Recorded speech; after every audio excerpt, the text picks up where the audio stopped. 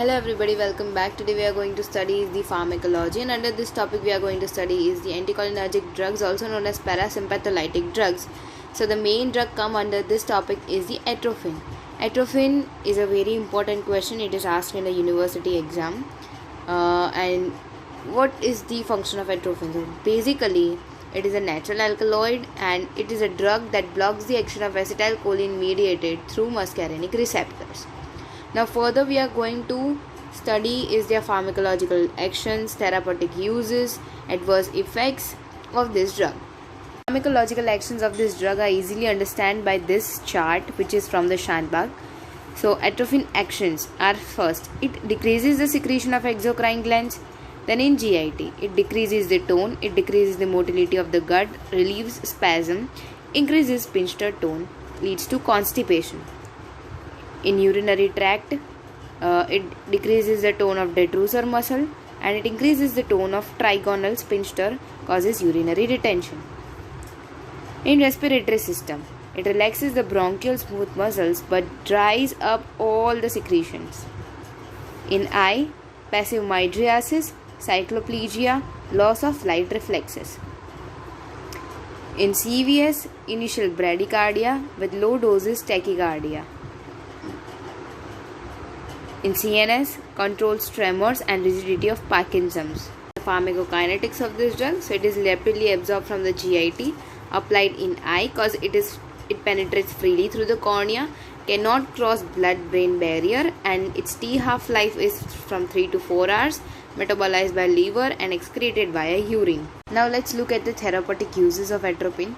In ophthalmic system, it is used as a mydriatic and cycloplegic for testing the refraction, used as mydriatic for fundoscopic examination, and used in iridocytitis to break and prevent adhesion between iris and lens. Then second, it is used in pre-anesthetic medications, used before giving general anesthesia to prevent vagal bradycardia and laryngospasm by decreasing respiratory secretions. In poisoning, life-saving for OP poisoning and first used in mushroom poisoning. Then antispasmoid in dysmenorrhea, initial and renal colic, as vagolytic for treating sinus bradycardia and partial heart block which occur due to increased vagal activity, improves AV conduction.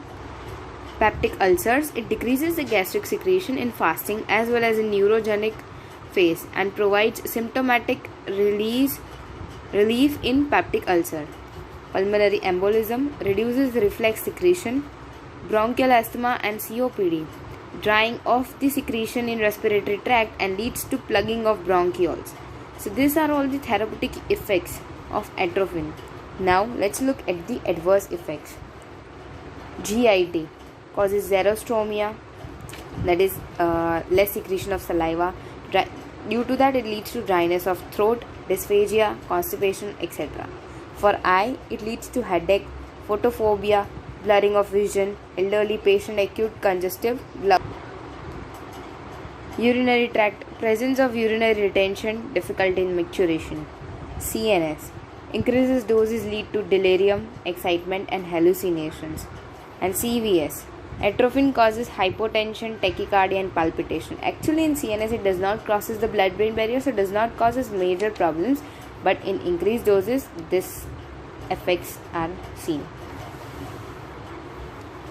In acute belladonna poisoning, severe poisoning lead to coma and convulsions. So belladonna poisoning will be come in the next video. So this was all about the atropine, and it is very important topic for pharmacology under anticholinergic drugs.